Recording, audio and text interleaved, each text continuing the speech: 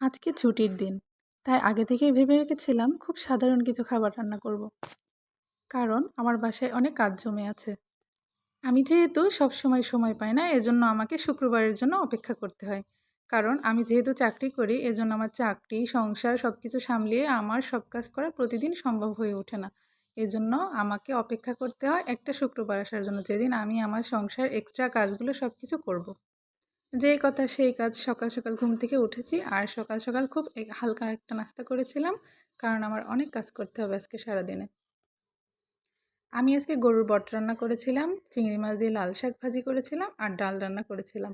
যেহেতু গরুর বট রান্নাটা খুব একটু ঝামেলার কাজ, এজন্য আমি আগে থেকে গরুর বটটা পরিষ্কার করে ধুয়ে কেটে ফ্রোজেন করে রেখেছিলাম, জাস্ট বের করেছি আর রান্না করেছি। শুক্রবার আসলেই আমি আমার ১ সপ্তাহের রুটি বানিয়ে ফ্রিজে রেখে দেই। আমার ১ সপ্তাহের মসলা করে আমি ফ্রোজেন করে রেখে দেই। যেহেতু আমি পুরো সপ্তাহে জানি আমি একদিনও সময় পাবো না। আমার সংসার, চাকরি আর আমার কিছু গাছ আছে যাদের পরিচর্যাও আমাকে এক্সট্রাভাবে করতে হয়। বিগত ১ সপ্তাহ আমি আমার গাছগুলোর কোনো যত্নই নিতে পারিনি, কারণ আমি ভীষণ ব্যস্ত ছিলাম। তাই আজকে ভেবেছি আজকে আমার গাছগুলোকে একটু যত্ন করব, তাদের একটু পরিচর্যা করব।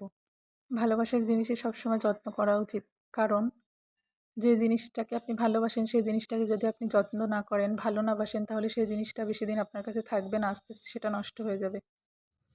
তাই ভালোবাসার জিনিসকে সবসময় গুরুত্ব দিবেন এবং ভালোবাসবেন, সেটা মানুষ হোক বা আপনার পছন্দের গাছ হোক।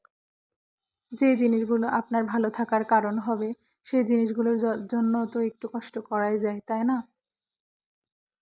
এইদিকে আমার গরুর বট রান্নাটা কষানো হয়ে গিয়েছে। আমি একটু গরুর বট রান্নার মধ্যে আলু খেতে পছন্দ করি। আপনারা কে কে গরুর বট রান্নার সাথে আলু দিতে পছন্দ করেন, কমেন্টে কিন্তু অবশ্যই জানাবেন। বট রান্নার সাথে আলু না দিলে যেন আমার জমেই না।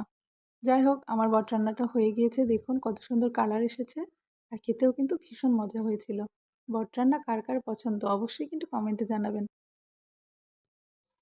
ভালো রান্না করতে পারাটাও কিন্তু আপনার জন্য অনেক বড় একটা সফলতা, যেটা সবাই পারে না। আগে আমার মা চাচিদের কাছে গল্প শুনতাম যে নারী রাঁধে সে নাকি চুলো বাঁধে। আসলে এখন এই কথাটার মানে আমি খুব ভালো করে বুঝি, কারণ সংসার, চাকরি সব কিছু মিলিয়ে আমাকে ৩ বেলা রান্না করে খেতে হয়। আমি কিন্তু আসলে চাকরি করি, এজন্য আমি বলতে পারি না যে আমি চাকরি করি কেন আমি রান্না করব।